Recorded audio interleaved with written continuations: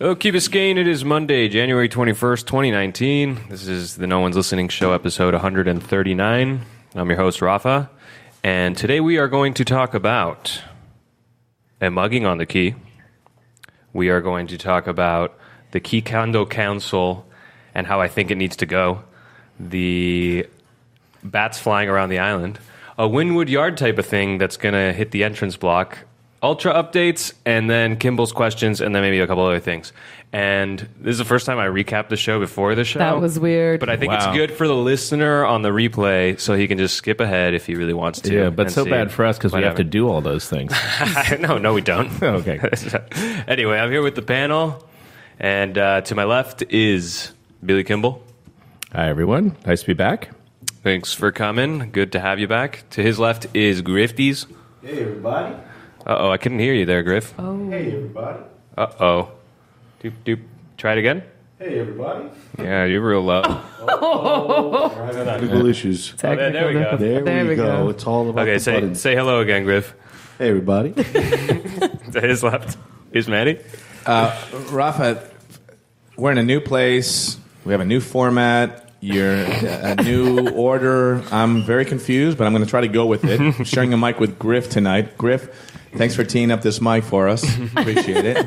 And I also just want to let everybody know I have a gift for the panel. Yay! This is the official Friends of Cape Florida Bill Baggs Lighthouse State Park sticker. I didn't bring anything. Here you go, Rafa. This is nice. No problem. Right. It's $75 for each one of you for that. And that's going to the Friends of I am Cape putting Florida. it right on my LaCroix can. Oh, these are nice.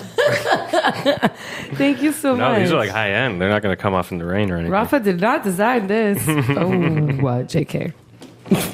And to his left is Anna. Hi, everyone, except the people who skipped forward because Rafa decided to introduce the topics ahead of time so people could skip this part.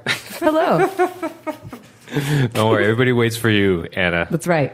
Hi, guys. I'm back. Okay. 'Cause I was gone last week, so hi. Let's start. By the way, Anna, thanks for hosting us tonight. Oh, Did we it's my mention pleasure. that? It's my pleasure. We're at Anna's place in Key Colonies. Hi. Tremendous place. Is this place nicer than Lenny's place where you guys were last week? They are both on this zenith of niceness. I need to both go of to them. Lenny's. I've never been. We were going We'll do to a go show to there Lenny's next week. tonight, but Lenny is stuck in Boston, snowed Yeah. in. But by the way, we should say to our listeners, if you'd like to host yes. The show. the No One's Listening show, you should go to the Facebook page and give us some information about your home or apartment. That was an idea we had like about a year ago that we would do a tour around Key Biscayne doing the show and people would get involved. Were you part of that discussion? I wasn't, Or was that but just an I idea you had I to start don't out? think it's a bad idea. Well, Yeah. thanks, Billy. That was my idea, and I think that we should definitely do that, open it up at 2019. 2019 it World was Tour. my idea in 2018 with the new vision. Billy, we'll be at your house next week. Rafa, time for the t-shirts. Yes, the World Tour, the Key Biscayne World Tour is going to happen soon. Okay, tell me about your guys' weekends. That's how we always start. And I know you guys had that big party, and I want to hear about it. Well, we had a great party. It was the Bill Baggs Full Moon Party, in case you didn't hear about it. And it was sold out. Probably with about 2 or 3 days to go, it sold out. I mean, we planned it for 400 people. When I say we, I mean the people who did plan it. They planned it for about 400 people, and so there was a mad rush. Obviously, in Key Biscayne, everybody knows everybody, right? So it's direct message, text, WhatsApp, Facebook, post, Key Biscayne Marketplace, bad parking everywhere. It's like, who's got extra tickets? So people were asking for Yeah, for it didn't tickets. just sell out. It sold out for real, right? When I saw sold out, I went, oh, sold out. No. But you could not get tickets. And not only that, like people were looking for tickets all over the place. Tickets were going for $1,000 on StubHub at one point. You laugh. I heard chatter at the farmers market on Saturday morning. Yeah, about the so tickets. Wherever you were, Wow. you could. It was the big buzz. It was bigger. Like people were not going to Hamilton because they wanted to go to the big. So a friend of the show actually sent me a shout out, and or a text rather. He's like, "Hey Manny, dude, I just saw it sold out. I can't believe it. I should have gotten the tickets." I was like, "Listen, man, you're a key rat. If you figure it out, you get in there, you'll get in there." So that was very much off the record, and people are going to probably hate me saying that. But I'm at the bar, and early in the party, and I look to my right, and sure enough, He made it. there he is. And I'm like, dude, you did it. You got in. And his challenge was that part of at the door you would receive a cup. So it was a plastic-free and cup-free environment. There were no cups other than the stainless steel cup that you received, 16-ounce cup at the door. Courtesy of Rickenbacker Marina on the water since 1983. Wow. Cool. These guys ponied up, 450 cups for everyone. Wow. And then we got a bunch of stickers and laid stickers out on all the tables so you could put stickers on your cup no matter where you were in the party. So he's trying to negotiate a drink at the bar, and the bartender's like, we don't have any cups, right? Oh, no. So he tells me that, I was like, dude, no cups. And he's like, I know. I went to the front gate and I asked to buy a ticket. And I said, wait a second. I told you it was sold out. You blew it. You're not under the radar anymore. They know that you're here because you went and asked for a ticket. He's like, I know. I fucked up. I knew it. And then I said, and I was like, all right, well, listen, I actually had brought my own cup to the party, so I had an extra cup. So I gave him my cup and my extra cup, the real full moon cup. And we went back and, whatever, we were walking around, and I was walking around with him, and one of the board members goes, it's 400 people, and she goes, hey, you! And we both turned around, and she said, how'd you get in here? And I gave her the big time wave. I'm like, he's with me, it's all right. And it all was well. I told you fucked up by going to the door and even asking to buy a ticket. Because coming in around. I have to say, what kind of key rat doesn't always have a metal cup in their hand 24/7? That's a new thing. Under Billy. all With circumstances. the Bill Bags logo I don't care on if it's a new thing. No, Billy, the Key Rats, it's a ubiquitous thing. The Key Rats had those metal cups, except they had Budweiser prints around the edges, on the outside. This one was very particular. I got a picture of it. And so how was the actual party? Great event, incredible party. Yep. Everyone had a super time. Are you doing it every year now? We raised because a it lot was of awesome. money. Yeah, it's the 51st anniversary next year. That's We're going to awesome. celebrate the 51st anniversary. I think it's going to be a yearly thing. We've done some great things there in the park. When I say we, I mean the people that are actually doing it. Some amazing things, the haunted hike, the full moon parties, this big gala party. We had the Spam All-Stars. You saw the pictures. It was incredible. It was a beautiful event. Everyone had a good time. Real community feel. And we raised a lot of money for the Friends of Cape Coral. And I should say, we raised a lot of money because it was straight out underwritten, right? All of these parks, all of the services at the party were pretty much donated, right? Along with the work in organizing it. So, yeah, incredible. So this was all gravy for Bill Bags. And I wouldn't be, I'd be remiss if I didn't give a shout out to the Dream Team. It was a team of women here on the Key. Nancy, Maite, Alexandra, Vanessa, Sandra. I forget people. Sandra, friend of the show. Jamie was in there. Stacia, Jamie and Stacia, yeah. Maria. There was about 10 or 12 of them, and Chris Roa too. Chris Roa, the party planner, came in at the 11th hour and really helped kind of put the icing on it. So thank you all very much, Dream Team. Well, congrats. That's you have been talking about it for a long time. And it sounds like it was a good thing. I didn't mean to be weird about it. I'm kind of sad I didn't go. No, when I say we, I made a mistake. When I say we planning the party, it includes the panel here because we mentioned it on our calendar every week. Yeah. Right? So There we go. Listening. I hope that did something. I wonder if it did. I bet it got wonder. a little bit of hype. Wish we had a measuring tool to. What'd you do this weekend, Grizz? I started my weekend on Friday. Took a little booze cruise, hit the bay around 3 o'clock in the afternoon, and it was really nice out. The weather's really nice and flat. Had a few beers, ended up at the wet lab. Tall boys were playing. That's always special. Tall boys are good. The place was packed. It was so packed. Yeah, it was. I haven't seen it like that in a while. Forever. Yeah, it was. Was it packed. something that was it the first day back or something like that? It was a nice night out. I don't They know. had the Debris Free Oceans team, which is one of the garbage picking crews here in South Florida that I've gotten to know and have been to some of the events. We did the Wynwood crawl, the pub crawl, picking up trash in Wynwood and stuff here on the beach. They had a cleanup out there before sunset, so They had all the. that was part of it, Yeah. I'm sure. Gotcha. Although it was packed, it was not difficult to get a beer, so that's No, it good. wasn't. Yeah. They it have was a little chilling. outside bar as well, so it was Yeah, really it was nice. nice. So we did that, and then I ended up at our favorite local bar. Tumbos? Tumbos. It was great. Andres, the bartender, I think that's his name. Really nice guy, as always. So that was my weekend. Nice. I was at Wet Lab with you guys, but on Saturday I was on a panel about independent publishing in Miami. that I didn't allow Rafa to go to. And now I feel kind of bad. But it was actually a really good discussion about publishing. You said it was going to be bad, and then I just didn't know. I didn't know if there were going to be people or not. I was like, oh God, I'm on a panel. Like, what is that? But it was actually really great. What was the context for the panel? There's this programming at this gallery called Emerson Dorsch throughout the winter, I guess. I don't know, called Paradise Summit. And so they do things every weekend. There's performance art. There's lecture series. And so Exile Books, which is right next door to Emerson Dorsch, is the one who organized it and had it over there. It was called Paradise Now. it's a publishing. It was local publishing. Independent Summit. Publishing in Miami. There you go. Nice. Yeah, that's what it was about. But it was part of this series of programming that this gallery does. And I asked you this before, but did you get any zingers in when you were like there on the panel?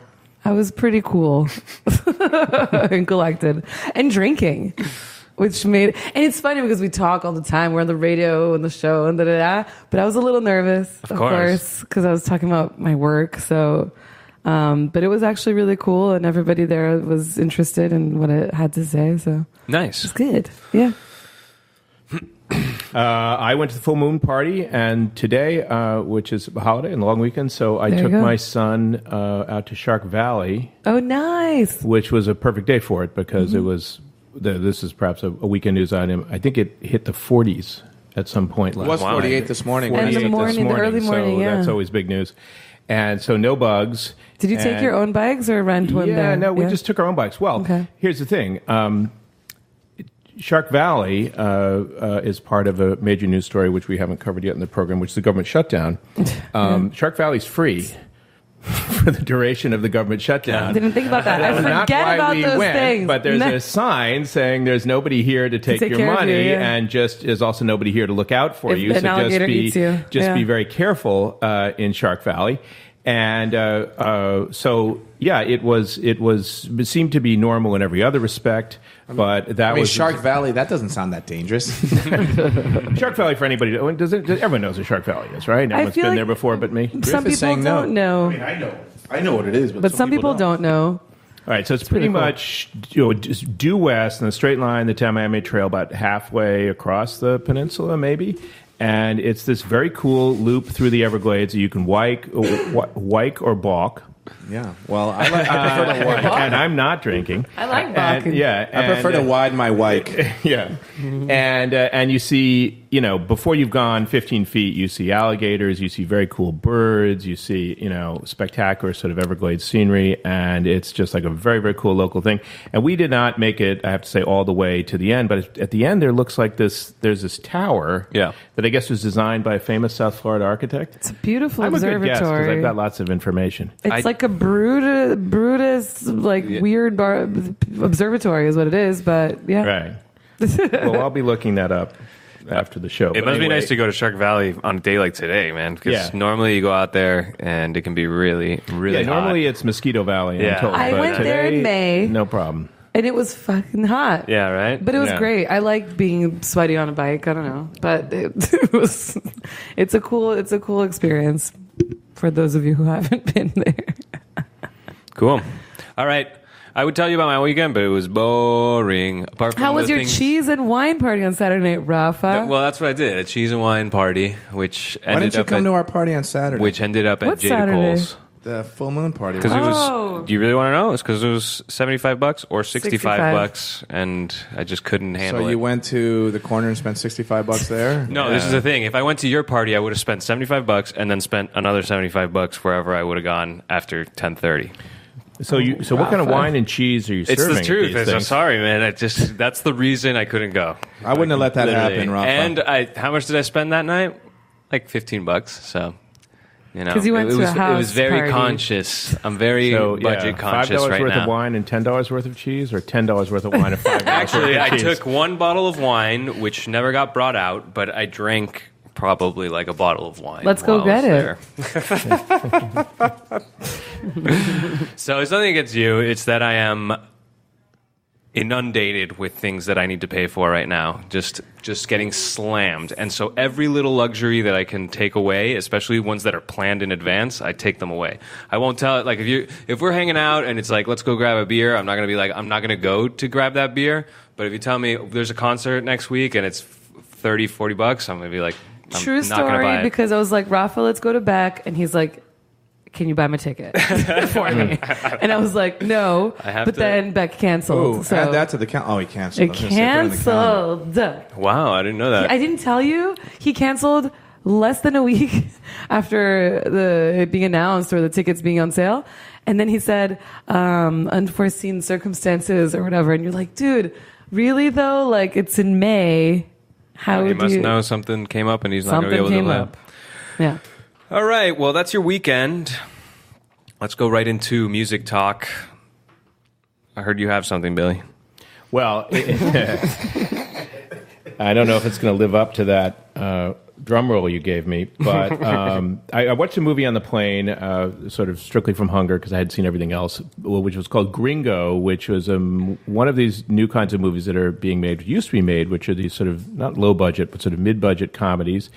It wasn't bad. It wasn't good. But at the very, very end, for some reason, I watched all the way through the credits just to see who played this mariachi version of a Smith song. That I just thought was incredibly catchy. It was one of those things where, like, song? yeah, where it's like it's totally it's so disorienting. You've had this experience where you're like listening to something and you go like, I know this, I know exactly what it is, but because it's being played by a mariachi band, you couldn't recognize it. So it turns out there's a whole, and it's not really a genre. It might just be 5 songs, but of mariachi performances of Smith and Morrissey that, for whatever reason, is not just kind of a novelty thing. It's super catchy. So, what song was it that they played? Do you remember it? Oh man, that's part of the whole thing. I know. I could. Well, they play. There is a performance of "Girlfriend in a Coma" by El Mariachi Manchester. I can't wait to listen to this later. Isn't it? But let's hear what Griff was listening to, and I will tell you which one it was. And I may embarrassingly sing a bit. There's a great drummer from the 70s and 60s called Idris Muhammad. Probably it's not pronounced Idris. Probably it's, I don't know. Idris. But his birth name was Leo Morris. Awesome drummer. And the song that I've been listening to is Peace of Mind. Cool. And, found it on the depths of YouTube as usual. Mine's going to be this singer that's coming to Miami. I should know the date. I bought a ticket. Sorry, Rafa, I didn't buy you a ticket. Although it's only $10, so I think you can do it. She's coming to the Floyd soon. Her name's Annika, and I don't know why I didn't really know about her until I saw this concert coming up January 31st, Thursday, 10 o'clock at Floyd. Okay. She's British. She's a little bit younger than me. The song is In the City, but all of her songs have been really awesome. And I saw Torrance the other day, and he was like, someone from Portishead was the producer on her album, and she's toured with them before or something, like in the early 2000s. I don't know. But the Annika In the City is my song. Cool. What's the style? Cool. Is it like a band or is it like a synthesizer? Or No, what is it? there's a band. Okay, cool. In the city. Dun, dun, dun, dun, We'll listen to all these after this and we'll figure out what the mariachi thing is. It's just like heaven. What? Just like heaven. There you go. All right. There you go. I can't wait to hear it. Just like heaven meets the cucaracha. It's just one of the most hooky Smith songs, so it's one other reason you recognize it. All right. I was last week I was listening to Wipers, and I'm still listening to Wipers, and then I was listening to Palomino Blonde, which is a local band, which you guys should all check out because they're real good, and they have a bunch of things you... Did you see their video? Their music video? It's so cool. Yeah. They did a good job. Yeah? Okay. They're playing on Friday. They're really young, which is why I'm excited about this music video. Yeah. But after all this, I went back to Steely Dan, and I've been playing Steely Dan live. Steely Dan didn't do a lot. Well, they did a lot of live, like from '95 on, but that was kind of like at the end of the Yeah, thing. yeah, that's not. And when they were doing from 95 on, they were playing the cuts like they sounded a lot like the albums, like trying to perfect the album version live, right? It's boring. Back in 74, right after Can't Buy a Thrill came out, they toured for just a little bit, and then they decided we're going to go into the studio, and that's all we care about. But there's these couple albums out there. One is Live from the Record Plant, 1974, and there's a song on it called This All Too Mobile Home, which is not on any of the records. It's only a live cut. It's so good. If you're a Steely Dan fan, go check it out. This All Too Mobile Home. And they play all the songs a little faster, a little rawer, with these great harmonies that come in just real raw. Check it out. Awesome. Manuel? I am going to, I don't know. I think like Rafa just named 3 or 4 songs. So Two bands, one song. 3 bands. 3 bands. Steely Dan, that's a good one. I'm gonna stick with one of my favorite, rhythm and blues bands, Rolling Stones. I'm gonna go with Sweet Virginia, right out of Exile on Main Street. It's a nice, happy cruising song, and just gotta scrape that shit right off your shoes. I mean, it's what better advice is there than that? What we gotta do. I mean, the mythology of that record was always that it was like the reason it sounds so kind of raw and has this very bright acoustics is that it was recorded in Keith Richards' basement. And I remember just always kind of talking about in high school and how cool it was. And later I found out that he'd had like $1 million recording studio installed in his basement, and just because it was easier than going to the recording studio. Yeah, it was that, and he couldn't leave the country because of all the the drug charges against him. Oh, that's right. He had that problem. At one point, Keith Richards had to actually get a blood transfusion. He had to go to Switzerland and get a full body blood transfusion in order to say, so the judge can be like, "Hey, I'm clean, man." No, I didn't know about this. Yeah, and the judge is like, crazy. "Are you working on this problem you have, Mr. Richards?" And he goes, "Yeah, I just had all of my blood replaced. That's how I'm working on it." Oh, good. No need for you to get any. All right, that's what you're listening to. It is Monday, January 21st, 2019. No One's Listening Show, episode 139. I'm your host, Rafa. I'm here with Billy, Griff, Manny, and Anna. And we're going to move on to the news, the Taco Town. I think we're going to start, Manny, with the story that showed up in the chats this weekend, yesterday, really, that somebody was mugged behind Tumbos, and I think you have a little bit of insight. Well, I mean, first of all, it wasn't me. On Friday night, I went to bed early. I was binge watching Kidnap on Netflix. Wait, it was Friday? Yeah, it was Friday night. You were at Tumbos on Friday. Oh, Johnny, that was weekend talk. That was the weekend talk. Wasn't me. And you were all at Wet Lab. Okay, We were all at Yeah, so tell the story. all right, this Tell is the like story. a country house murder. Where's tell- Agatha Looking at you guys Christie? across the Tell table. the story. Well, this story's kind of all over the place, but we'll start with how we all first found out, and we all found out the same way we find out everything here in Key Biscayne, Billy. Well, I found out. It showed up on 6 chats simultaneously, and I'm a skeptic in these kind of stories. There was a child run over by a golf cart that didn't happen. There was an abduction from Dadeland Mall that didn't happen. There was MS-13 rape, lure, sex abduction story that didn't happen. Yeah. So these things do circulate. It's always a little bit interesting from a psychological standpoint why they circulate, but warning other people about these problems and incidents is a great way to feel like a responsible citizen and good neighbor with a click of the mouse. So that's one reason why. And these it's things are interesting so popular. because all of these chats had the same copy-paste story, and then the byline, which was from another chat. Yeah. Right. So you're These in are that WhatsApp situation. chats, Your by the way. antenna should be quivering a little bit, and you shouldn't necessarily pass them along until you. Well, a have them lot of confirmed. people. Until you Yeah, I mean, confirm whatever I you can. definitely don't pass that stuff along until I vet it. But so the story was that someone was mugged outside of the Keyhole. And it happened on Saturday night. Well, no, it was the Keyhole. That was said in the chat. Oh. And it happened on. We all saw this news on Sunday morning, right? So we assumed it happened Saturday night. And there were some disturbing elements to the story. A masked mugger someone with like a ski mask on, a knife, a stolen Rolex. Again, common theme here. And we have here in Key Biscayne. So today I had a chance to actually speak with the victim, and we spoke on the phone. And I'm going to try to kind of represent the story as best I can. And so first of all, it was on Friday night. He was leaving he got to the keyhole at about 1:42. He said, and he was Johnny, there. what time were you there?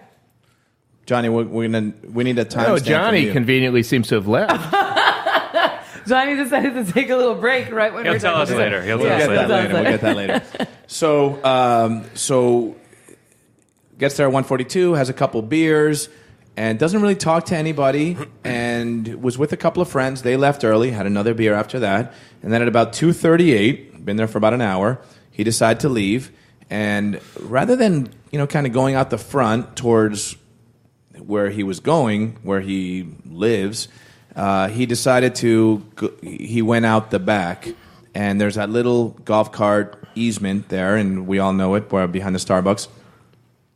And just as he goes through that little walkway, he turns right, and I was like, well, why were you going over there? He's like, well, I was hungry. I wanted some pizza, so I figured, I'm like, you going to 7-Eleven? Yeah, He said, that was in yes. the chat. It said that He's going to 7-Eleven. Yeah, going to get right? some pizza. So he makes a right, and he's 1, 2, 3, 4, 5 steps, and before he knows it, he's tackled by somebody. This is on Fernwood. On Fernwood. It's really dark back there. It's very, very Right, dark. Yeah. it is. And I went by there today, by the way. There's no cameras anywhere in that parking lot or in that area, right? Okay. So he's tackled, grabbed by the arm, twisted the arm behind him, dropped to his stomach, and then he was wriggling to kind of, break free. He's a grown man.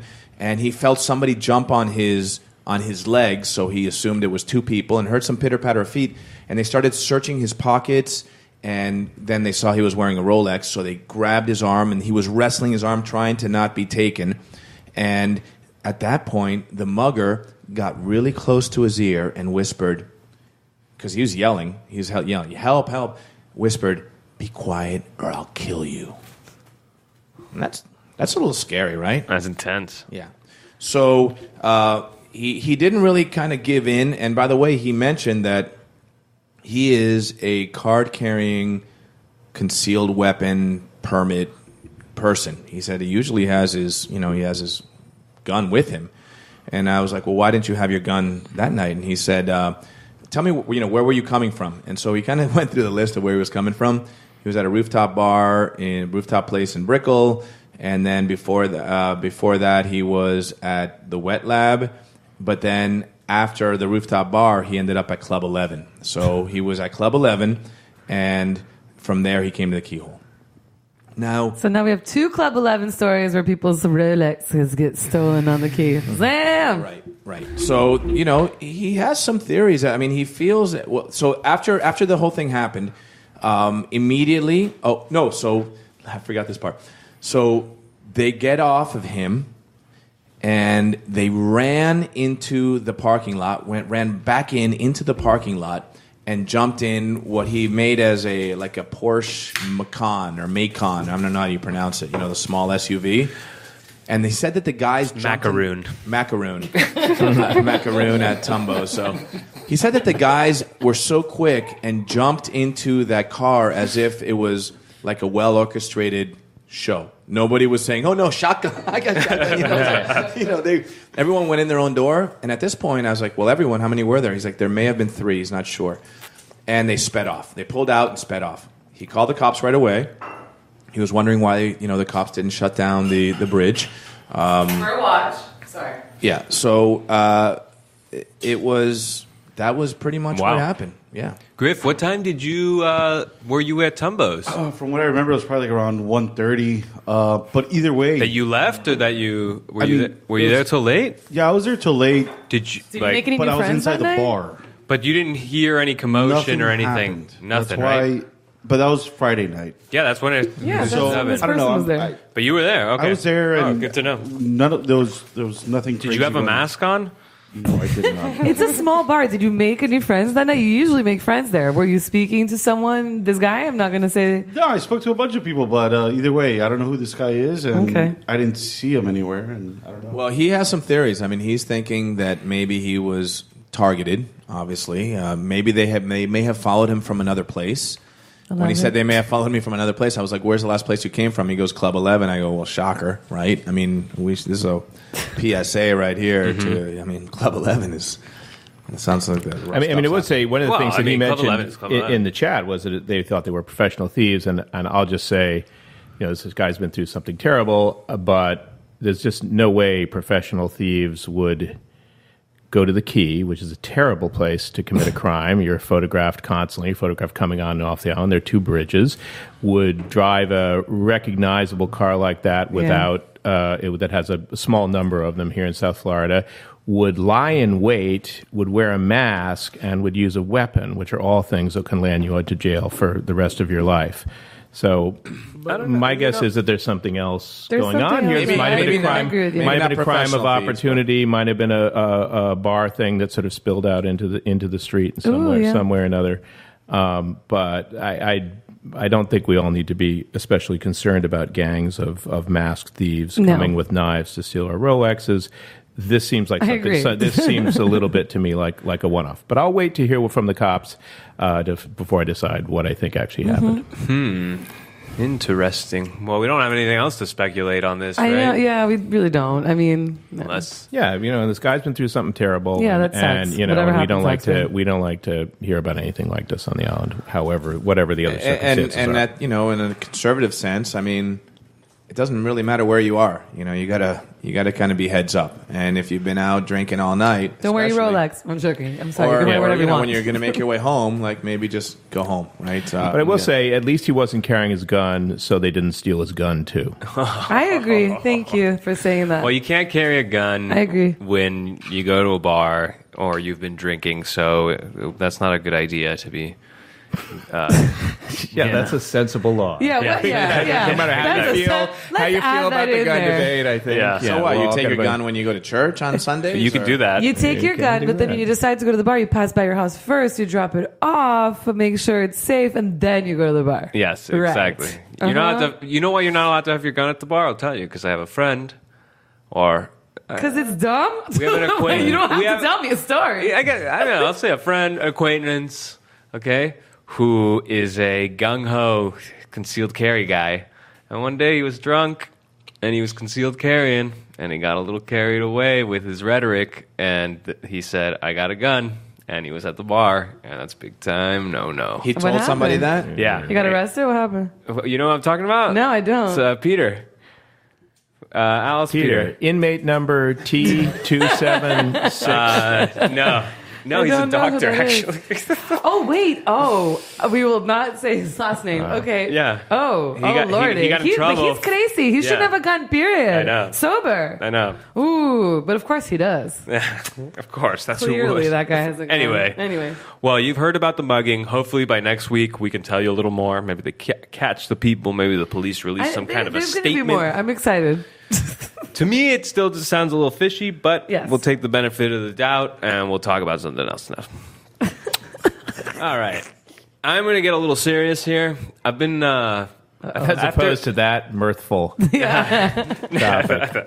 serious politics, boring stuff. Oops. So last week, for about a month now, a buddy of mine has been telling me, you got to listen to Neil Rogers.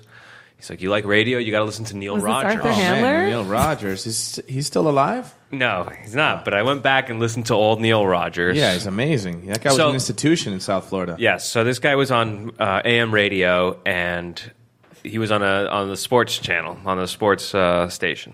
But he wouldn't talk about it. He would talk about sports and other things. He's a gay man. Yeah. Was he? Yeah. I wonder if Arthur Handler knows that. That's funny. So he... I only pointed out because, in the 70s and in the sports world, and to be a gay man was not like today. So this guy's show, he was telling me, you got to listen to this guy because he was great and stuff. It would never work for this format. The guy talks at a mile a minute. He's pretty much by himself. He has one other guy in the studio who sometimes says something. He has like sound effects and stuff. And he has little dumps that he goes to that say like no or yes or quit your belly aching, those kind of things. But the guy just rants for the whole show, and which might be 4 hours. Like a Rafa rant, but for 4 hours. And very fast. Next level. He talks about it really fast. And I thought to myself, well, there is something to these rants, you know? So I have a little rant for you guys today. I was watching the village council meeting from last week, and a lot of things happened at that council meeting. And one of the things that came up was this 2040 vision plan.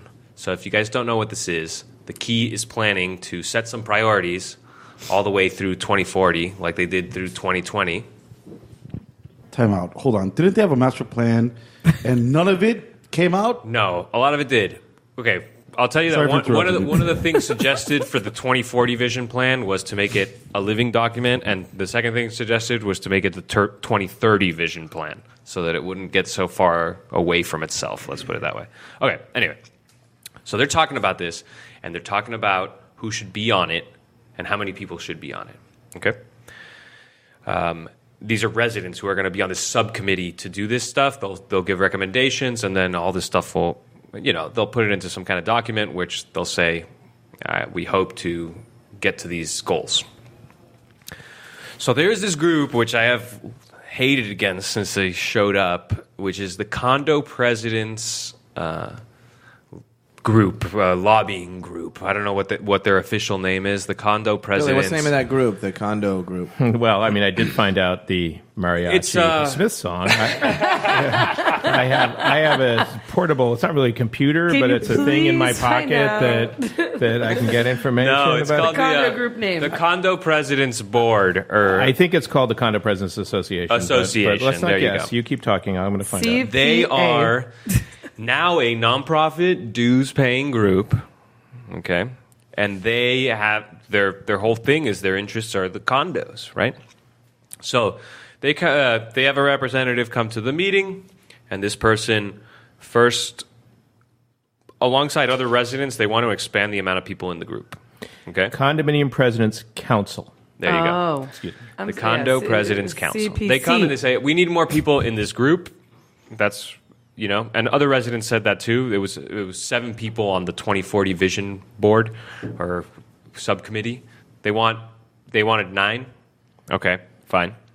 Then they said the Condo Presidents Board should be treated like the Chamber of Commerce. So we are just as important and we represent so many people that we need a real big seat at this table. What is village things happening? Okay, and then that's a public comment at the beginning. Then like 2 hours pass, and then finally the 2040 vision thing is on the agenda, and nobody's left in the chamber or whatever. And the council people actually start talking about it. And one of the things I notice is they say that they already start talking about the Key as condo residents and homeowners. Okay, so already the people on the council are thinking we need to have somebody that's from the condo. Some of them said from that condo council. Others said we need to make sure the representation in this thing is condos and houses. So the way that they're speaking is already divisive this in that way because that's already ingrained in their vernacular. Now, here's what I'm getting at. That kind of talk, I've never in 30 years thought to myself that we are different because some of us live in houses and some of us live in condos. That kind of talk to me is absolutely toxic to our politics here, and it's only going to grow as these guys have more influence and more money. And it really scares me that they're already talking the language that they are pushing, right? In a way that wasn't happening 2 or 3 years ago. Councilmember Loretto came up and he started saying, hey, wait. When I was here on the founding of the Key, some people started talking like that, and we said, no. Oh, Pump the brakes. Yeah, pump. Oh, really? Yeah, he was like, no, we're not going to go And in how did who lives everyone here react? and who lives here, and we're going to make So how did things. everyone react when he said that? They listened to him, and then they said, okay, but we want good representation. Honestly, Okay, so they said, look, we're still doing nobody it. was like set in their ways, but they were already like in their heads were like, maybe It was we should already get normalized. Yeah, it was already normalized. Nobody. This hasn't taken effect yet, but it's slowly creeping, that kind of language. Like Latinx. Sorry, it's a joke. It's a little joke, but yeah, that's So it's another way but- to like classify residents in a way that I don't feel residents feel that way yet. But soon they will if everybody keeps talking like this. Anyway, I think this group should disband. Their thing is toxic to Key politics. The village council, I was going to say village people, the village council should marginalize their lobbying. So if you want to listen to people from condos express their opinions about their condo needs, that's of course totally But was there fine. a garden district representative? So somebody said that. Oh, shit, I was just joking. What I if was the just garden joking. district forms a whole thing too, another lobbying group, and somebody said... But see what it gets to, right? I was just they were joking, like, but it we gets to that. We need a representative from the houses, but they don't have just their a own freaking group. island. Somebody It's said one that. island. The houses don't have their own group yet, but we can find somebody to be that person. Yeah, like there's And the it's like- waterfront houses, Well, the yeah, I mean, dead-end there's houses. the three This- keys, right? So we have house people, but then we have Harbor Drive house I was people. gonna say Harbor That's Drive, a different, we have a little traffic, different yeah. bunch of house people. And I mean, I Mashed up people. agree. It sort of leads to a kind of a further partisanship and balkanization that just isn't natural? really constructive or natural in a place this size. No. But I So do more- think more- if you're inclined to think of yourself as a resident of a condo and having specific interests related to that condo involving the beach in front of that condo or that kind of thing, parking for that condo, it's a natural step to bond together with other condo people. But and here's that's the probably thing: what the we're seeing. people didn't bond together. It was the heads of the condo associations But that they're bonded people, together. and There's they like 5 created of it from them, their- and they all bonded together. And I don't know about. I mean, you guys would know here in Key Colony if the condo, when people ran for condo, were they talking about how they were going to represent you in the village, or were they just talking about the condo? They just talk about the condo. They're I've not only talk- been to a few meetings downstairs. Well, They get anyway. intense and I think it's long. toxic. I think that talk is toxic. I think so too. And It's not necessary. We're I've one never island, had a conversation like this with any real person on the island of we have different interests because we live in a house or a Is it all condo. because of the buried power lines? It started like that. So I don't think that there's not a issues that the village or the past council may not have taken into account or whatever when they were planning things, but that's different from changing our politics to being condo houses because of your group. Yeah, that's a slippery slope because even within the condo residents council, you say there's 5 of them. Something like that. I don't know. Do they represent, there's the Ocean Club and Oceana, and then there's, the Garden District, Sunrise and Galen. And are they represented the same way? And if you're going to start creating groups and asking for a seat at the table based on your group, then, what's going to stop that from happening? I mean, how's leadership going to step up on this, and how's the council going to kind of Mix it. give their message and say, hey, look, like Luis Loreto saying, pump the brakes. They need to do that as a unified front, I think. Yeah. I mean, I will say I should recuse myself slightly from the conversation because I am on the utilities task force. And as best I could tell, I don't really know any of the other people on or didn't know them until I got on, other than our now mayor, who has left, obviously, because he's the mayor. But there was an effort in that to get people who, as I saw it, were either representative of certain groups in the island with particular interests related to that project. Obviously, condo people having a different perspective than people who what I'll call house people, and also to get people from different areas of expertise. So, for me, it's helpful to hear from the lawyers and the engineers and the people with the background on it. For them, it may be helpful to hear from me as somebody who communicates professionally. And so there's maybe a healthy version of that as it bears on individuals. However, demanding a seat at the table is not where we want to go. Right? And not just that, individuals are individuals, but to be part of a funded group that is registered, they're a nonprofit, they have paying dues, and they use that money in the last election for these cryptic ads where they just I was encourage going to say, people. what kind of ads are they placing? Yeah? They were encouraging people to vote So are they in your mind? Are they essentially lobbyists of town government? To me, they are lobbyists. Rafa's called them lobbyists when we've spoken about to me, it. they're lobbyists and they're formalized. They're not an individual from a place who has concerns about their condo. They are actively pushing a condo agenda as opposed to a house agenda, which it seems like they and they do it in good faith. But I don't mind that they have issues about condos. What I mind is that on the grand scheme, it's gonna tribalize the Key, I think, and that is dangerous. And I don't think they've thought about that in the way they're going. They're just thinking, look, we need to watch out for our interests, and we'll do better if we are a big group or a powerful group. They love to mention how many people they represent, 60% of the Key, whatever. I think it's scary talk. I've never in 30 years thought of a difference between me and my neighbors, between I live in a condo and they live in a house. Well, I mean, you look at the village council, they're it's a diverse group. Yeah. I mean, there's condo residents and home residents. And I've never thought that a person in a house couldn't represent a person in a condo, and these guys are trying to kind of push that point to a certain extent, and I think it's a very dangerous way to go. And the fact that they're so formalized means they're going to make it. They're going to succeed unless somebody pumps the brakes. But just so I understand, your fear isn't that the condo presidents will not rest until everyone in Key Biscayne lives in a condo. Out with the houses. I live in a condo.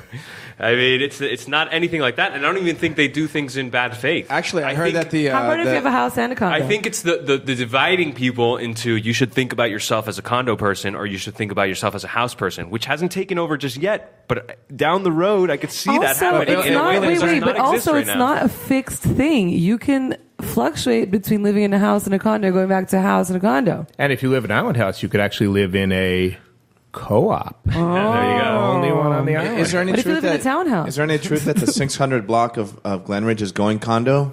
Like everyone's going to just kind of condo their house? Well, we're considering some defensive action against the condo people. You can't be too careful.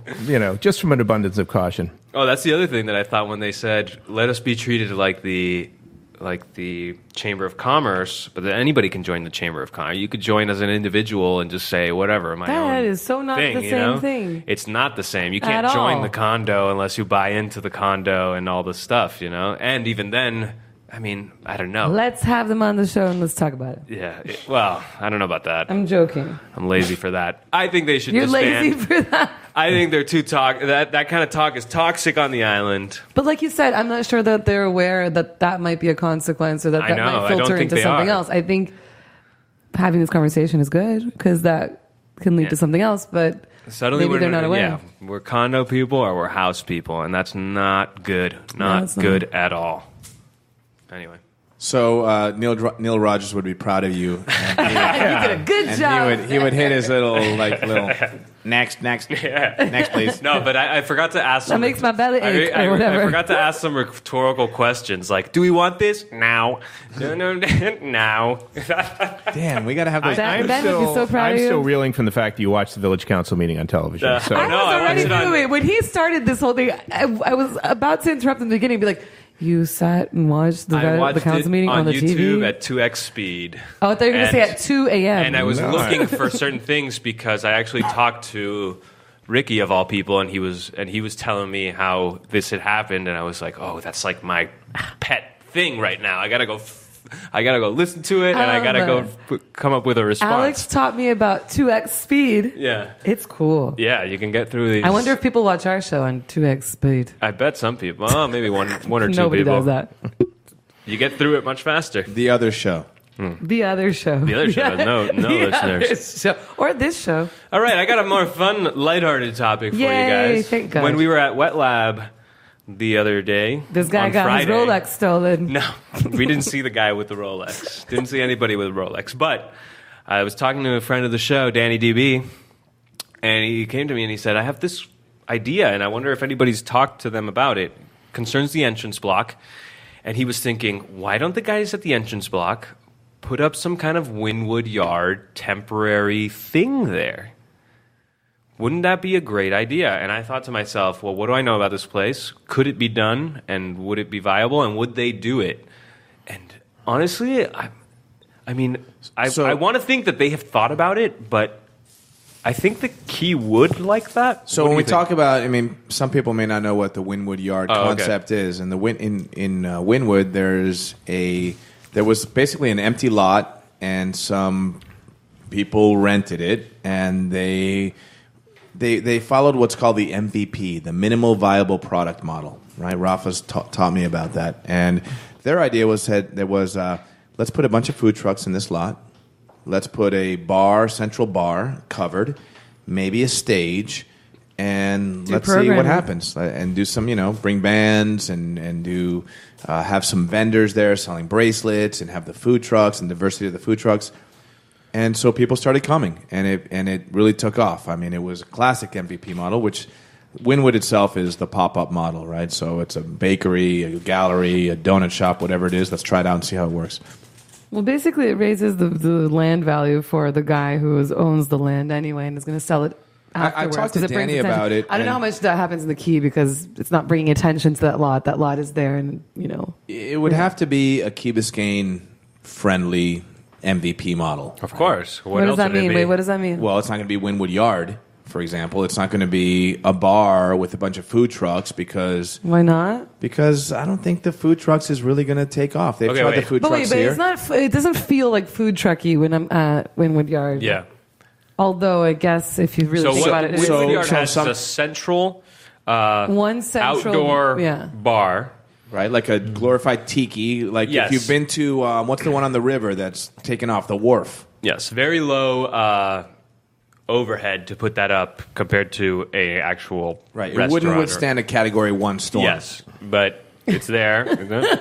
Apparently it did because, it's been there for a few years. But my question, Rafa, is what would be the Key Biscayne-esque things that would make it work? Well, I know that, what did that George at Golden Hog would love to put a little terrace on the back of his place where the mural is.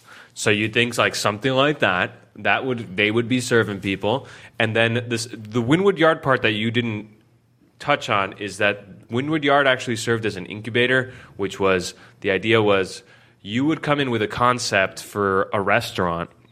You would try it at the Wynwood Yard.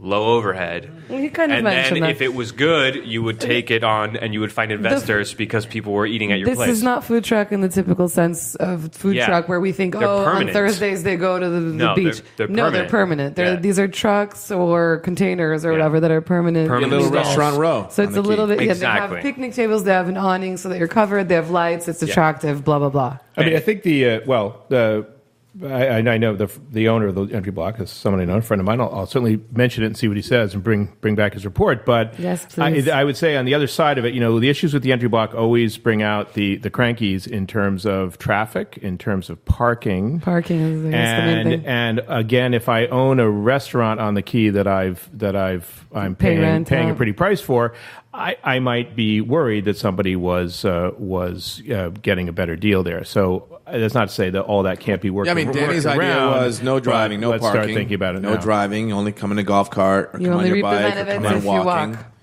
Because parking and driving is an issue in the entry block. You have to basically leave Key Biscayne to come back in to get in there.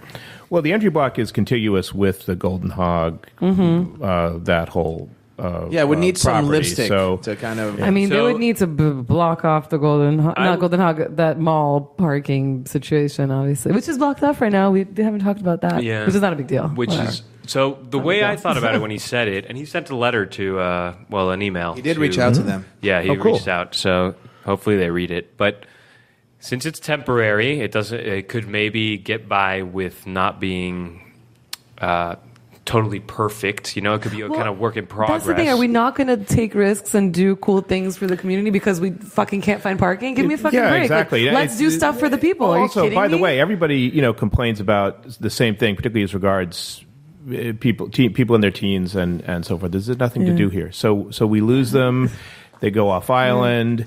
Bad things happen, or we just lose them, and we haven't really created anything on the island that's kind of a destination after dark like that could. That's be a great point. So that's the thing that would be Key Biscayne. We've talked about it often. Every kid here has a $30 bill in their pocket. Yeah, right? and so we see them at the CVS where... pharmacy, or we see them in front of Starbucks, and it's just not what anybody. It's not what anybody wants. It's not what they want. So the way in my head, I think of how the Wynwood Yard is set up with a little tent in the middle, a little tiki hut in the middle, serving drinks, and then if you had all this green space around, suddenly it's a place where adults can go, their kids can hang out and play around or whatever. Exactly, some kind of corn toss. Exactly. Corn toss. Those little things with just little powwow in the middle where adults can hang out. And Friday night movies. Exactly. Friday night, almost like a Friday nighters, but for the whole Key. You know?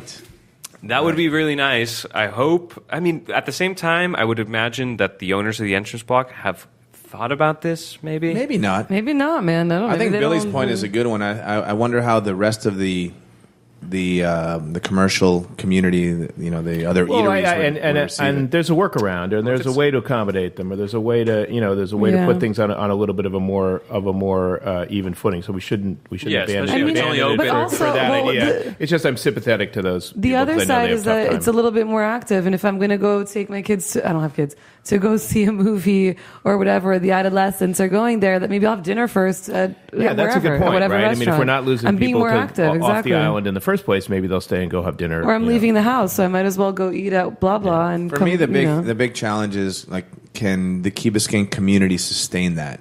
Is it enough? Or is it people coming from off the Key? Or, is it a draw for Brickell? I don't know. I was pretty bored on Friday night after Wet Lab. I would have gone to go have a drink in the middle of the bar. So imagine that it's not even open, every night. It could be like a Wet Lab type of thing. Because the overhead to open it is so small, because you don't have a full restaurant or a full anything, at least for the middle part. And then everybody else would be an individual investor. For the owners, it would be such a small thing to build up, like the middle part, that, I don't know, you might not need Monday through Friday. You might be able to get away with Friday. It could be the farmers market. Yeah, exactly. 3 nights a week. Exactly. Yeah. Could be a new home for the farmers market. That too. Oh, there you go. They could go there on Saturday mornings, things like that. I mean, although I think the church has a lot to do with. Yeah, I don't know what the economics are for the. I don't want to starve the community church from a revenue source, but. I went to the farmers market on Saturday. It was nice. So you guys like that idea? It might work. I mean I think MVP model, and I think really making it, Key Biscayne centric, is what's important. I just think make stuff happen. The other day I've never felt this way. I've lived here forever. I've never felt, we have such a limited option on the Key of places to go to eat. People say that, and I'm like, screw you. There's so much to do and eat or whatever. The other day I was like, what the hell? Where am I going to go eat? And so, whatever, anything new. Well, that's not a good sell for the other restaurants, but no, I get you. But you know what happened to that park where it's the wavy skateboard thing, and they were supposed to have a stage, and supposed to have music. What the hell happened to that? Music makes the people come together. they talked about that at the council meeting too, and they joked about how it's still not happened yet. So they joked about that? Yeah, they joked about that. Why did it not happen? Whatever. Because it's just like in committee. That's how things work. Okay, let's move on. Yes. It is January 21st. It's a Monday, 2019. No One's Listening Show, episode 139. And we're moving on to a very special section of the show. This doesn't come very often, but it is called Kimball's Questions with a K on both. All right, and I'm just gonna pound through these. These are, dive in anyone, of course, but so they're really just food Billy, for thought. Should we just to kind of set a platform here, a format? Can people answer here? Can people chime in on Facebook? I mean, I don't see on Facebook, I think. Let's hear what you think. Let's hear what you think on any one of these questions. Go ahead, free form. Just let's throw up just, your I don't answers know, up that we're there. experimenting with the segment. We're doing what we should be doing on this show, which is trying something new, and maybe it'll succeed, and maybe it'll be a terrible disaster. Minimal and viable product, The 139th episode of the show will be the last. But these are some questions I have. My first question is: the sign at the front of the village, that illuminated sign that has the kind of high school basketball scoreboard from the 1960s quality. Is that too lame? And if so, what should we have there instead? I like it, Billy. Really? It's homey. I like it. With the one with the little, it's like The LED one? One that. Oh wait, LED. No, it's Well, not. I don't LED. even think it's LED. I think it's like the kind of It's like beige. I think it's Christmas lights, basically. It's like beige. It's a little. Those are LEDs. Oh wait, the one that where the the one that dolphins used to be says- rotating, that or the one No, in at the the key. orange entrance, one. right at the across from the entrance, where it Golden says Hog. "Welcome to Village of Key Biscayne." The same one that's been there forever. Yeah. I think it's cute. I think.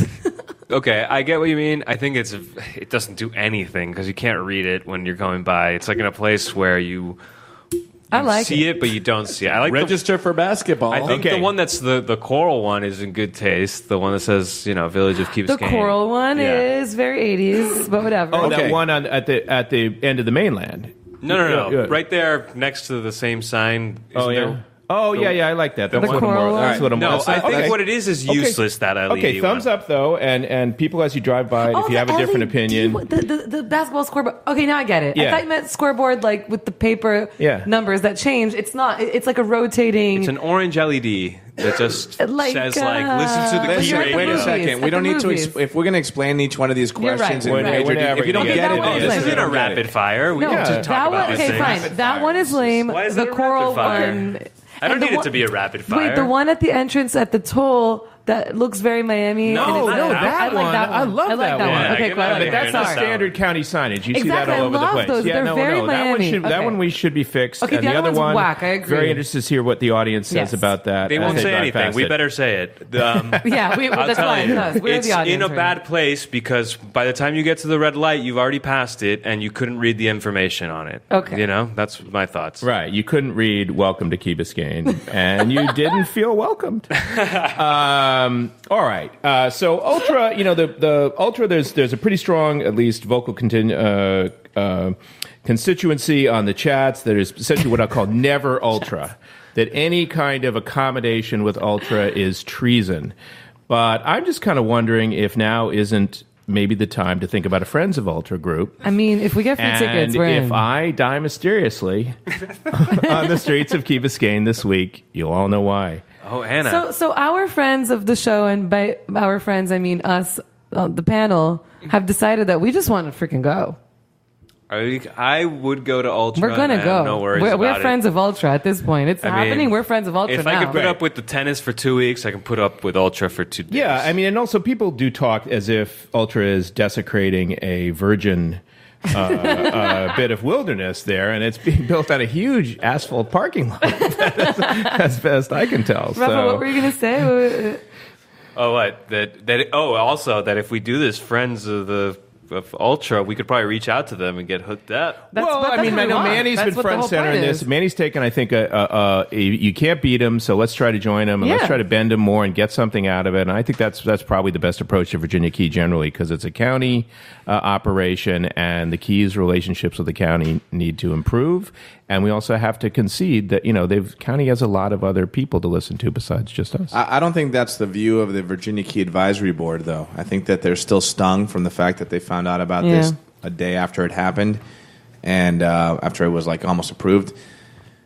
And so, the Friends of Ultra, I mean, there's the Friends of Cape Florida, which is what's coming off of the Bill Baggs, they organized the Bill Baggs Full Moon Party. So, the Friends of Ultra, I'm thinking, like you said, look, these guys have these festivals all over the place. If we can teach them to, be more mindful on the trash piece, be more mindful on the sustainability piece, be more mindful on the environment, then it's a good teaching moment. Yeah, So- and it's a positive, forward-looking approach. Okay, next big question. Did Joe at the hardware store shave his mustache? Right, because I've been thinking of, Joe. Griff's nodding. I think so. Last time I saw him, I didn't see him with a mustache, and he looked very serious. Okay. So we've answered that question. All right, here's one. Should the tellers and managers at SunTrust wear Hawaiian shirts again like they used to back long before I got here? The answer is yes. Yes. Yeah, definitely, yes. right? I mean, Like, I'm there's not a no SunTrust question. banker. I'm a JP Morgan Chase customer. They wear very sort of Gordon Gekko-ish looking dark blue shirts that I don't care for. And I would switch my account to SunTrust in a Key Biscayne minute, which is otherwise known as a week. It's pretty long. It's pretty long. If the SunTrust switched to Hawaiian shirts and also... Brought back the popcorn? The popcorn. Oh, Yeah. I was Popcorn. gonna- Really, I think that's a chat item. I think you should throw it up there. Excuse me, did they get rid of the popcorn? Yeah, I think they did because you I sure? used to go hit it up on Are you Fridays guys and I haven't. sure? At SunTrust? I'm pretty sure sure they were running have. the Friday popcorn Listen. well into the new Not only building. did they get rid of the popcorn, but the other day I went into the to the new drive-through lane, which is like a video. There's not an actual window where you see someone there anymore. It's a video. And the guy, I sent my tube up and I got my tube back. And Chico knows the SunTrust Bank. Every time we pull into SunTrust, Chico's like starts salivating, man. He's like Pavlov's dog because they would give him biscuits every time. They'd give him cookies. So I come on the video and I say, "Hey, dude, you're forgetting someone." And Chico's like photobombing me, and he says, "Oh man, we don't do the cookies anymore. The dog cookies." What? What? That was the margin at SunTrust? That makes me a little less So you're excited about switching my account now. Are the shirts going to do Don't it for do you it. there? Don't I'm do already. it. Yeah. All right. Well, and we're a little short on time, so I'm going to wrap it up with two. What is Key Biscayne's most depressing park bench? My vote. Well, go ahead. I want to hear from the panel. I want to hear from the host of the show. Most depressing park bench. Park bench. And I've sat on all of them, I think. Yeah. I have not. Some of them have really nice views. The ones maybe at the library, Library came to mind when you asked it, but right? I don't know But why. I bet there's a little worse lake ones. there. I I don't know think I why. want to shit on them. They're like, Oh, they're rustic. The ones that look at the wall back there behind the library are a little, might not be in the best places. All right. So I set myself up. Next time you're in the vicinity, take a look at the park bench behind Sushi Siam. yes. As you Yes. enter Winn-Dixie from Wood. Very good. Very good. Okay? Very good. And see if you think that one's the most Key Biscayne's We'll discuss most next depressing week. parking We'll lot. discuss next And week. then this is just what should lead to a little discussion and There's a I'll little turn pathway it back there. on the show is something I've noticed. Manny and I have talked about is should you alert people to speed traps? In your kind of various asynchronous I think so, chats, yes. but by the same token, we all want less speeding and so forth on the key, But also right? we're looking out for Exactly. each other. So- I mean, realistically. Well, that's So the that trade-off. person's know. not going to speed when you tell them about that speed trap. Yeah, but that person that's telling them is texting while they're driving. So or it's they're like- having their friend next to them text. That's I don't legal. know. I mean, what are you going to do?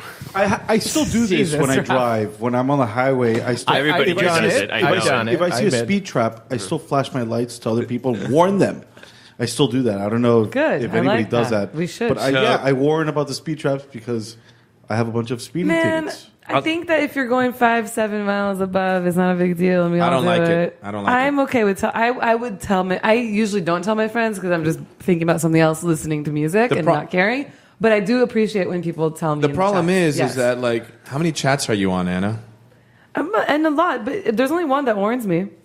Okay, but some people that are also in a lot of chats feel that they have to put it on every single chat. But I'm so not. then they're I'm like, not in the above like 45 chats. I'm sorry, but that think that they need to tell what your kid had for breakfast. I know. Our chats but are a little I'm bit not more talking fun. about you necessarily. I'm talking about people that are doing it and they're throwing it up on 10 different chats. That's a lot. That's a lot. They're That's not copy necessary. pasting. They're okay. They're driving. We and don't. We texting. never get It's- that. The But ones that that's we a get are different- like that's one just- friend sorry, once a guys. week. That's a different topic. That's people annoying you in chats. That's true. It's not people advising other people about Speed If limits, I tell speed Anna traps.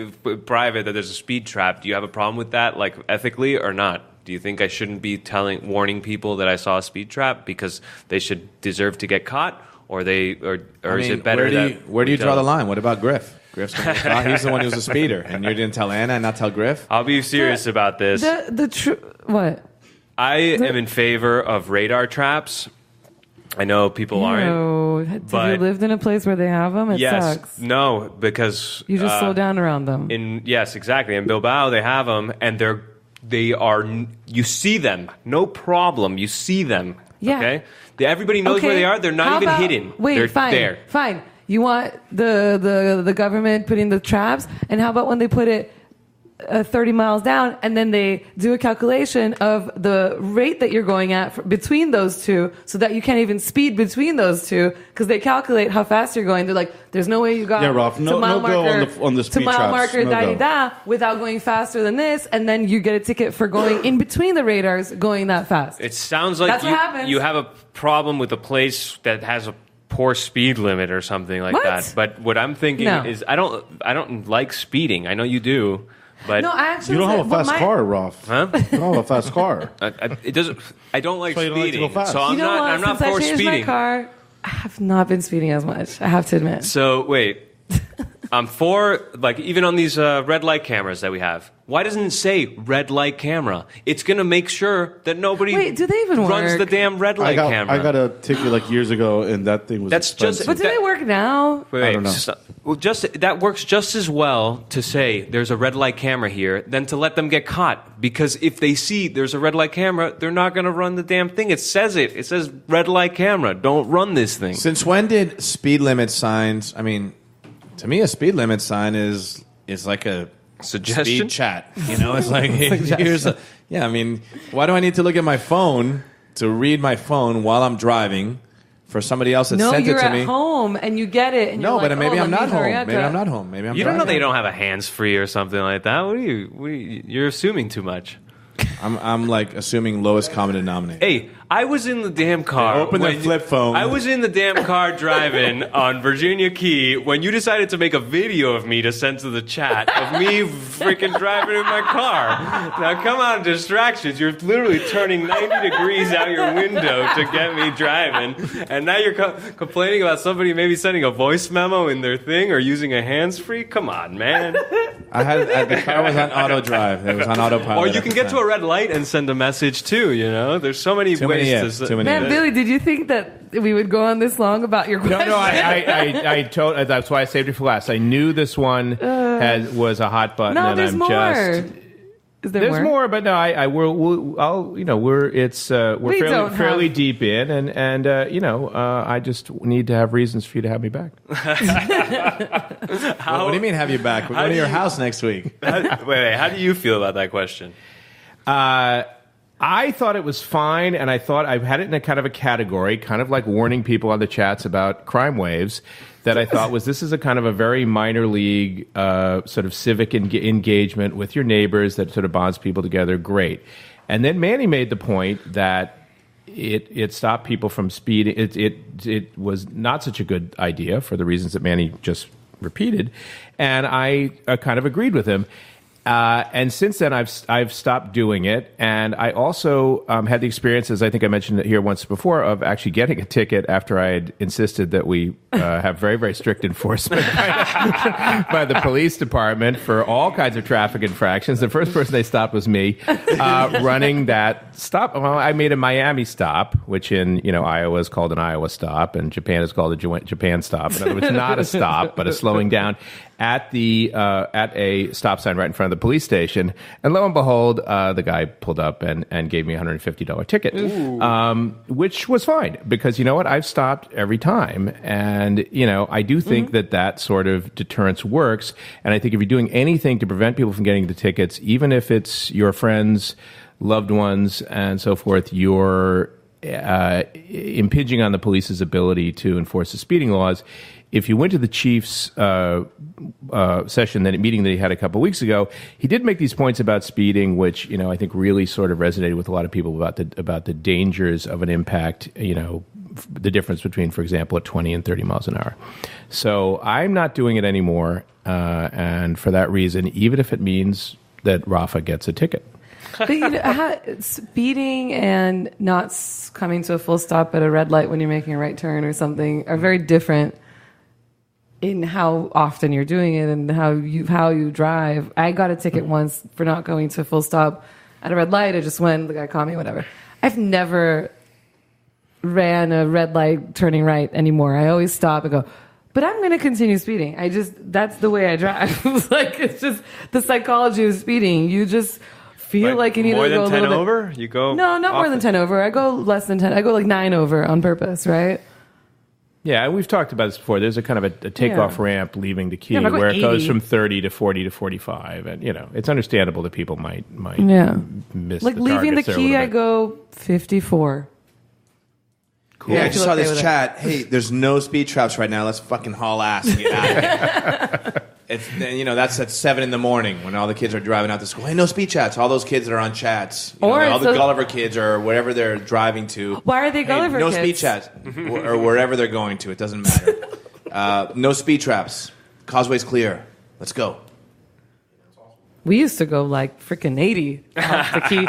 Do you remember? We used to go, there was a little crew. It was me, Piero, Kathy. It was the same shit. Wasn't Shit doesn't change. Speedy in that group? It was so good. We all had like similar cars, and we would all just leave the Key at the same time, going very fast. But it was a long time ago. It was back when speeding was legal. Right. It was too hard 1999. It was too hard to text with those flip-top phones, too. You had to hit the same button 3 times. Flip top. It was not even that. It was that little brick thing. Candy bars. Yeah. Better leaving than coming. All right, what else we got? Calendar? We do have a little bit of calendar. Do you guys have anything? Because my event is on March 15th. Oh, Lord, There's the thing at the yacht club on Saturday. Oh, man, the cardboard boat regatta and wing cook-off. That's super, super, super fun. Saturday and, 26th. And like everything, it's sort of oddly competitive in a funny way.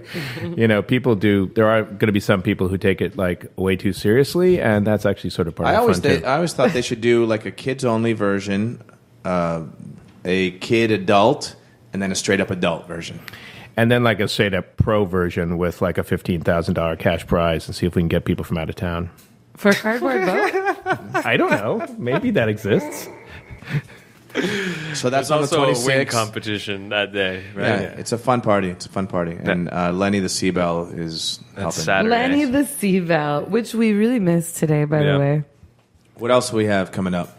Who, not which. Who February we really missed? 9th, February 9th, and February 23rd. It's the free baseball clinic. I'm going to be running a baseball clinic for all the kids that want to play baseball and all the moms and dads who want to go out and help coach and learn how to do some drills with their kids in the backyard and on the street and get them better. So February 9th and 23rd, Billy, put that on your calendar. And I'll say, actually, I hadn't thought of this, but on Thursday, the Utilities Task Force, which people have expressed curiosity about for various times, is meeting at 9 o'clock in the morning in the town hall or the town council chamber, and those meetings are open to the public. They are announced in the way that they have to be according to the Sunshine Law. But if people want to come and people want to see what's going on and people want to weigh in, there's an opportunity for public comment right at the top, and there's no reason to think that anything's going on in secret that you all can't know about. If So you the condo president council, come on out. Send all your delegates. I think they already have a seat in that group. Probably. Yeah, but send the lobbyists too. Send everybody. This is not on the Key, but it's important to me. On Thursday and Friday at Pam, on Thursday at 7 p.m. and then at like 2 and 4. There's something called the Latinx sessions, which, It's already this weekend. It's this week. Did you sign up? No. There's like no RSVP left. Really? I should have done me plus one, but I'm I a didn't. member. Well, yeah, so am I. And It's like the full moon party. I had to email Pam and be like, I'm a member. I always go to lectures and it's already sold out. So like, can you make it happen? And they did. They were like, we opened it up for you. Oh, really? To sign up. Yeah. I'll have to do that. Yeah, too. I figured exactly. But it's discussing a new kind of terminology in the art world called Latinx, and I think it's super problematic. So I'm saying it here so that we can all go and think about it.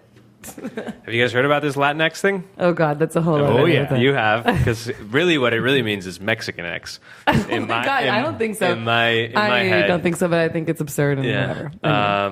More categorization. Mine's a California X. Instead of saying Latino or Latina, we're going to say Latinx so that we can say both.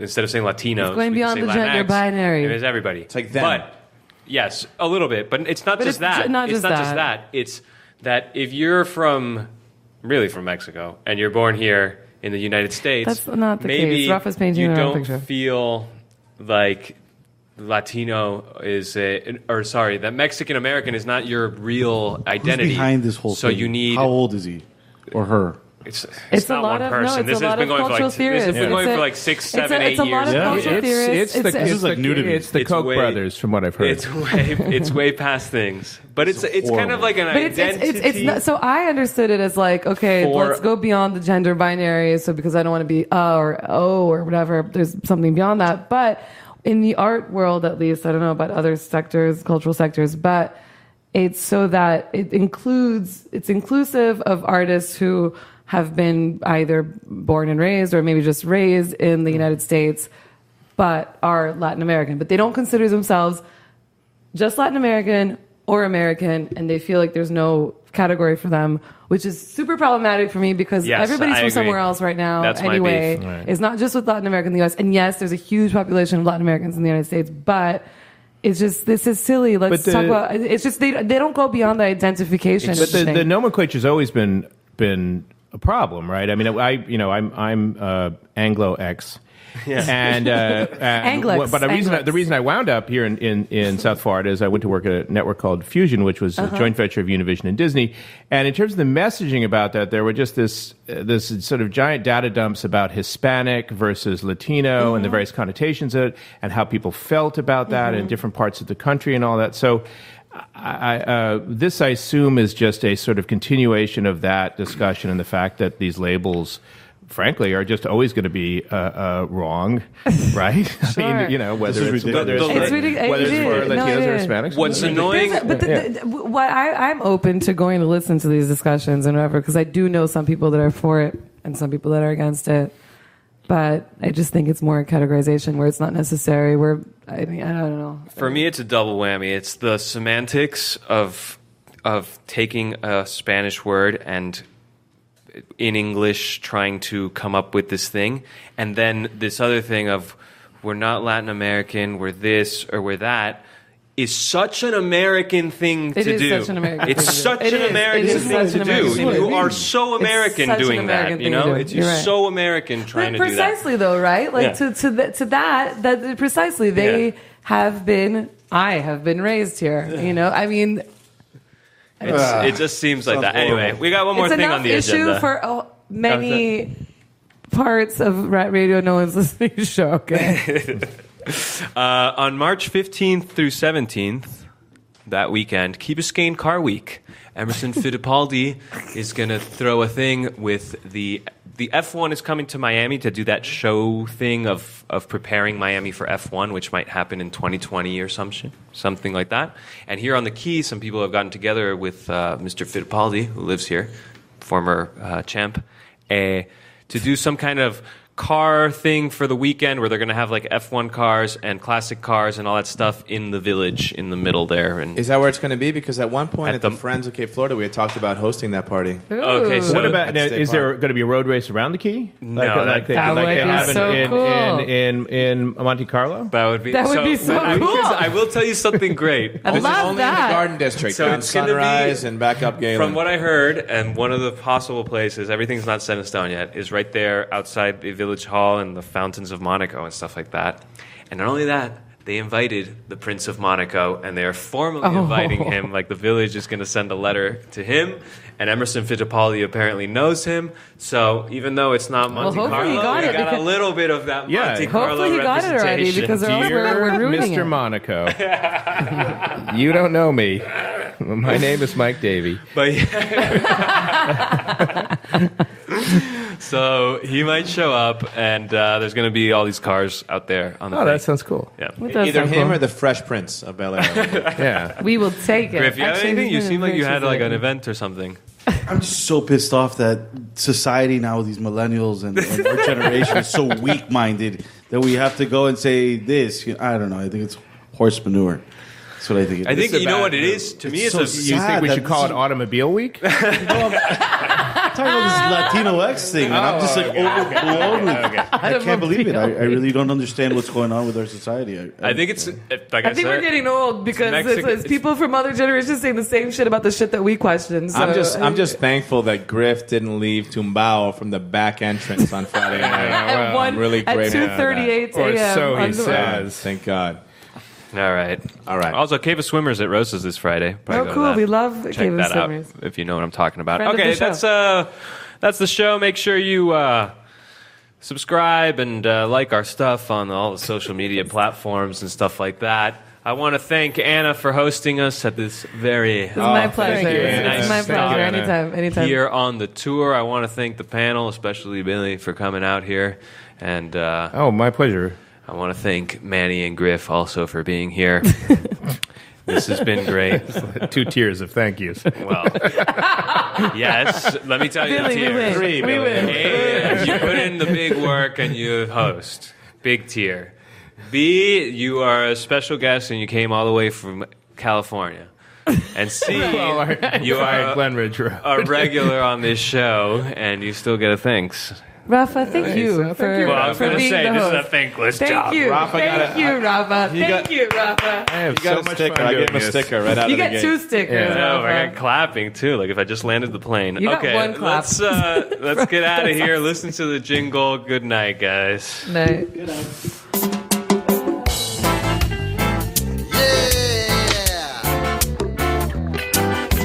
No one's listening.